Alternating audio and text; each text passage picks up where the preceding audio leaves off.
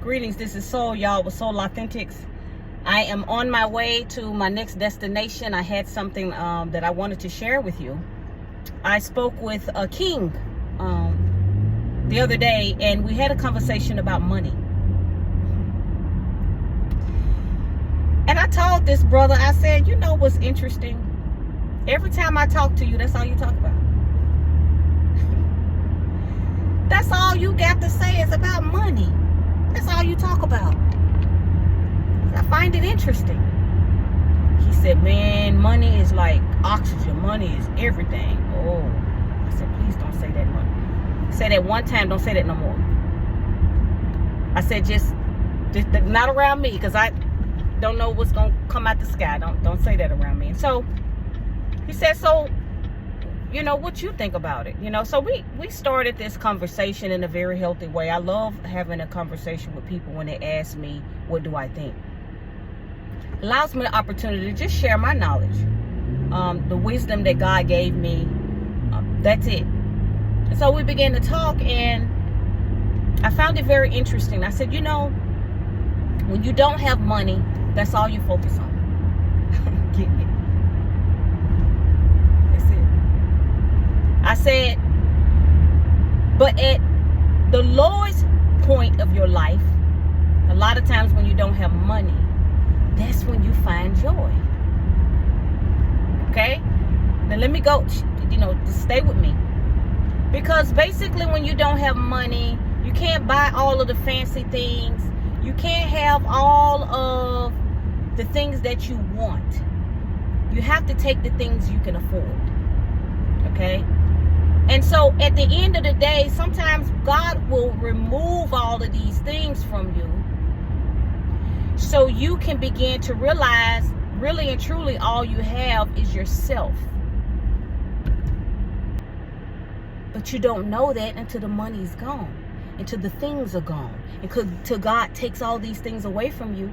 You never really understood the concept of who you really are. You really, that's all you got. And so you have to depend on yourself. And then you got to process and think things out. And you go, okay, how am I going to do this? Okay, what am I going to do now? You know, don't have the money I need. Okay, let's see what I'm going to do. And so you begin to process. You begin to think. You begin to move in an instinct and begin to build on knowledge based on what you got to make a decision to do. Okay? And if you begin to start moving towards that in health, that's the same principle. You begin to start researching and finding out, you know, what I need to do. I got high blood pressure. What can I do to help myself? You know, so money can't bring you joy. Because sooner or later in your life, you're not going to be able to obtain and continue to stay on this wheel of want. I want this, I want that, I want this, I want that, I gotta have this, I gotta have that.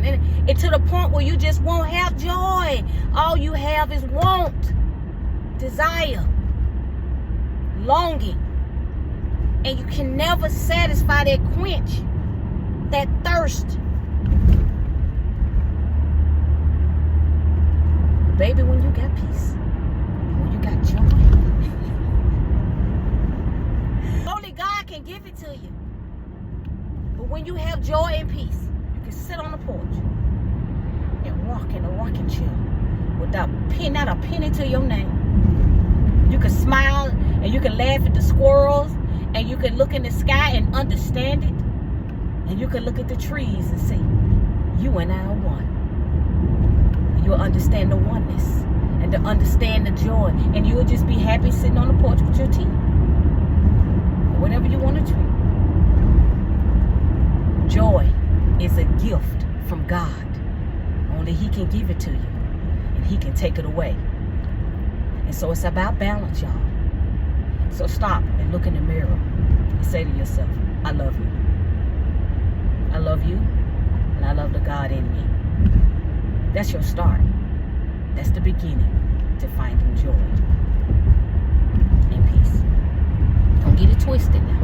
Money do makes things better. It makes it all better It does help to relieve a lot of stress. It does.